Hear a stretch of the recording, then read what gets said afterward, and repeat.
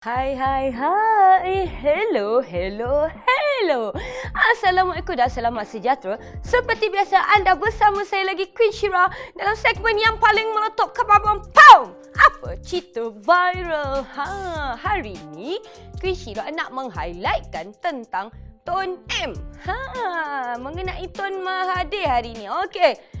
Tun Mahathir, ya, kita nak cerita tentang viral satu kenyataan Tun Mahathir yang disiarkan oleh blog Cekdat ni. Mahathir tulis kat situ tak mahu diperalatkan dalam bracket dalam isu video semburit tu. Itulah seperti yang telah diviralkan di dalam blog Cekdat ni. Dalam kenyataan tu tulis video tersebut bertujuan untuk menghalang kejayaan politik tertentu.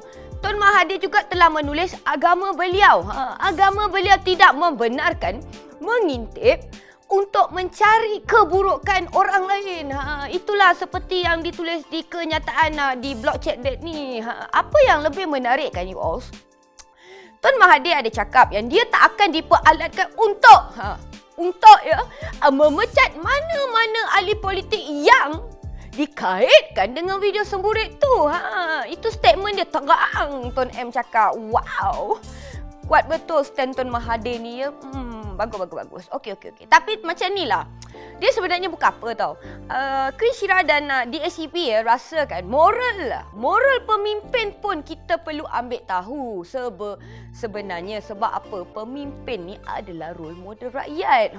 Walaupun dia kata dia tak nak memecat mana-mana ahli politik yang terbabit dengan video semburit tu, tetapi dia perlu juga menitik beratkan tentang moral pemimpin tersebut. Kalau satu dunia tahulah yang bakal PM pernah masuk blok lucah tu kan, kemalu namanya. Siapa yang malu? Bukan pemimpin tu sahaja tau, malahan negara dan juga rakyatnya juga. Dan Malaysia terkenal dengan negara Islam dan memalukan agama juga sebab pemimpin tu pernah masuk blok lucah international tau you all. Jadi kan diharaplah ya Tun Mahathir buatlah keputusan yang amat bijaksana. Perlu bijaksana ya Tun M.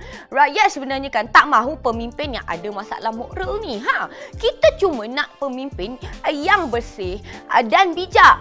Yang paling penting moral pemimpin tu haruslah tinggi kerana pemimpin merupakan orang kata ambassador. Orang putih kata ambassador. Dia membawa nama negara, rakyat dan juga agama serta bangsa negara tu. Jadi moral pemimpin haruslah tinggi. Okey? Tak ada terbabit dengan blok-blok lucah antarabangsa ni. Jadi moral of the story seperti biasa, cari pemimpin yang bermoral tinggi untuk masa depan anak bangsa kita. Okey? Bye-bye.